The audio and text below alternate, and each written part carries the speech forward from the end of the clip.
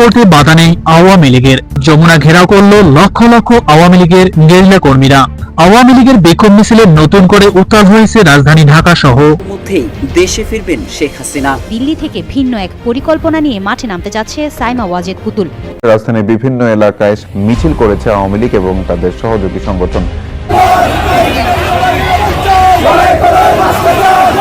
রাজনীতির মাঠে আবারও সরব হয়ে উঠেছে বাংলাদেশে আওয়ামী লীগ। দীর্ঘ সময় নিষ্ক্রিয় থাকার পরে নতুন করে তারা রাজপথ দখলের লড়াইয়ে নামছে। গত কয়েক মাস ধরে সারা দেশের আওয়ামী লীগের নেতাকর্মীরা নিজেদের উপস্থিতিতে জানান দিচ্ছে, যারা চূড়ান্ত প্রকাশ্যে ঘটিয়েছে যমুনা ঘেরাও সূচিতে। গত কয়েক মাস ধরে সারা দেশে আওয়ামী লীগের নেতাকর্মীরা নিজেদের উপস্থিতি জানান দিচ্ছেন, যার চূড়ান্ত প্রকাশ ঘটেছে যমুনা ঘেরাও কর্মসূচিতে। রাজধানী ঢাকা থেকে শুরু করে সারা দেশের নানান প্রান্ত থেকে লক্ষ লক্ষ নেতাকর্মী এই কর্মসূচিতে যোগ দিয়েছেন। আওয়ামী লীগের সমর্থক জানিয়েছেন, বর্তমান সরকার ব্যর্থ হয়েছে রাষ্ট্র পরিচালনায়। দুর্নীতি, সন্ত্রাস, জঙ্গিবাদ ও আইন শৃঙ্খলা অবনতিতে দেশ আজ নৈরাজ্য কবলে। এমন পরিস্থিতিতে জনগণের আশা আকাঙ্ক্ষার প্রতীক হিসাবে তারা আবারও দেখতে চান সাবেক প্রধানমন্ত্রী দেশরত্ন শেখ হাসিনাকে। দর্শক, গতকালকে ইংল্যান্ডে লন্ডনে আওয়ামী লীগ একটা বড় র্যালি করেছে এবং তারা চেষ্টা করেছে সারা বিশ্বকে জানান দেয়ার।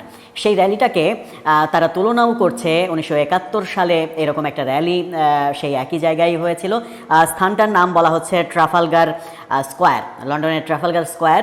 সেখানে তারা গতকালকে র্যালি করেছে এবং আওয়ামী লীগের লোকজনের দাবি এবং তাদের ফেসবুকে যে সকল ভিডিও চিত্র আমরা দেখলাম তাতে মনে হয়েছে বেশ ভালো লোক সমাগম হয়েছে। আওয়ামী লীগের লোকজন তো দাবি করছে যে লক্ষ লক্ষ জমায়েত হয়েছে, কিন্তু সেটা না হলেও হাজার হাজার লোকের সমাগম আমরা সেখানে দেখেছি। সেটা করতেই পারে তারা দল হিসেবে সারা বিশ্বে যেখানে তাদের শক্তি রয়েছে সেটা তারা করতেই পারে।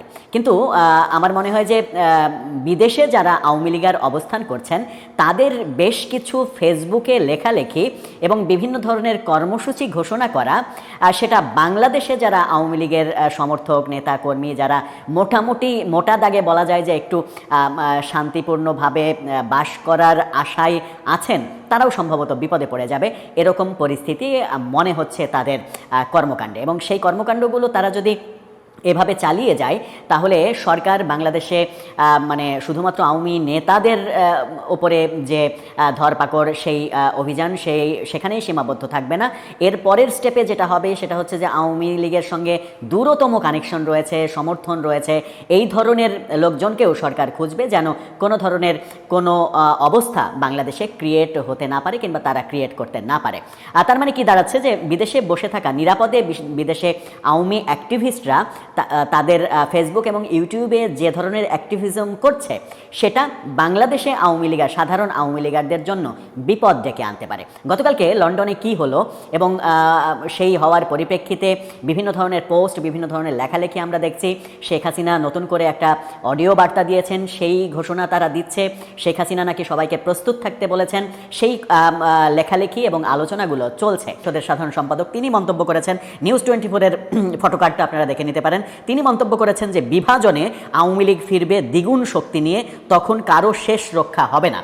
তার মানে হচ্ছে যে জুলাই আন্দোলনের স্টেক হোল্ডারদের মধ্যে আওয়ামী ভীতি একটা চরম আকারে ধারণ করেছে এবং সেই মুহূর্তে যখন বিদেশে বসে থেকে আওয়ামী অ্যাক্টিভিস্টরা দেশের মানুষকে প্রস্তুত থাকতে হবে, যে কোনো মুহূর্তে নেমে পড়তে হবে, যার যা কিছু আছে নিয়ে প্রস্তুত থাকো, যেখানে পাও প্রতিশোধ নাও, এই ধরনের কথাবার্তা যেগুলো বলছেন সেগুলোর মাধ্যমে কি হবে যে এই যে আতঙ্কটা জুলাই আন্দোলনের স্টেক হোল্ডারদের মধ্যে যে আতঙ্কটা তৈরি হয়েছে তার ফলে সরকার অতিরিক্ত সতর্ক হবে এবং অতিরিক্ত পদক্ষেপে যাবে আওয়ামী লীগ কে নির্মূল করার জন্য। আওয়ামী লীগকে ধরপাকড় করা, জেলে দেওয়া, আদালতে হাজির করা, বিভিন্নভাবে তাদেরকে মানে শাস্তির মুখোমুখি করা, এই অ্যাক্টিভিটিসের মধ্যে সরকার আরও বেশি চলে যাবে। তাহলে আওয়ামী লীগের এই কৌশলটা বুমেরাং হচ্ছে।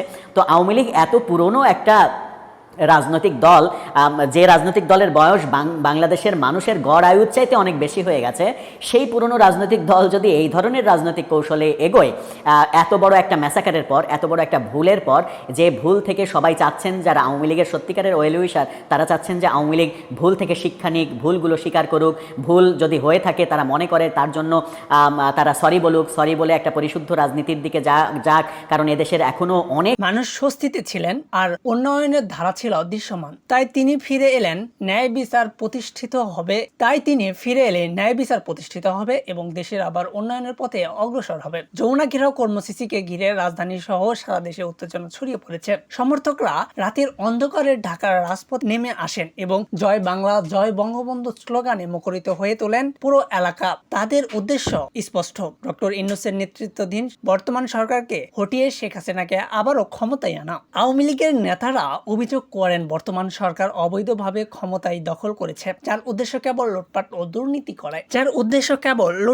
দুর্নীতি করা। দেশের ভাগ্য পরিবর্তন বা জনগণের কল্যাণে তাদের কোনো ভূমিকা নেই। অন্যদিকে আওয়ামী লীগের দীর্ঘ 40 বছরও বেশি সময় ধরে জনগণের অধিকার প্রতিষ্ঠায় আন্দোলন করছে এবং মুক্তিযোদ্ধাদের সমর্থ রক্ষার কাজ করছে। ভারতের অবস্থানরত শেখ হাসিনা নিজেও নেতাকর্মীদের প্রতি আহ্বান জানিয়ে মাঠে থাকার জন্য। তার নির্দেশনা পাওয়ার সঙ্গে সঙ্গে হাজার হাজার কর্মী সমর্থকরা যমুনার পারে জড়ো হয়েছেন, যার ফলে বিক্ষোভ, মিছিল ও সমাবেশের নতুন যাত্রা পেয়েছে। রাজনৈতিক বিশ্লেষকদের মতে এই আন্দোলন কেবল আওয়ামী লীগের পুনরুত্থান নয়, বরং বাংলাদেশের রাজনীতির অঙ্গনে নতুন এক অধ্যায় সূচনা। ডক্টর ইউনূসের সরকারের প্রতি জনগণের আস্থাহীনতা এবং আওয়ামী লীগের ব্যাপক জনসমর্থন মিলিয়ে ভবিষ্যতের রাজনীতিতে বড় পরিবর্তনের ইঙ্গিত দিচ্ছে। সমর্থকরা বলছেন শেখ হাসিনা ছাড়া দেশের শৃঙ্খলা উন্নয়ন সম্ভব নয়, তাই তাদের দ্রুত প্রত্যাহার, জয় বাংলার স্লোগানের বুকে নিয়ে আবারও আওয়ামী লীগ মাঠে ফিরবে। জননেত্রী শেখ হাসিনার নেতৃত্বে দেশের অস্থিতিশীলতা ও ন্যায় বিচার প্রতিষ্ঠা পাবে। এতক্ষণ আমাদের সাথে থাকার জন্য ধন্যবাদ। পরবর্তী সংবাদ পেতে আমাদের সাথেই থাকুন।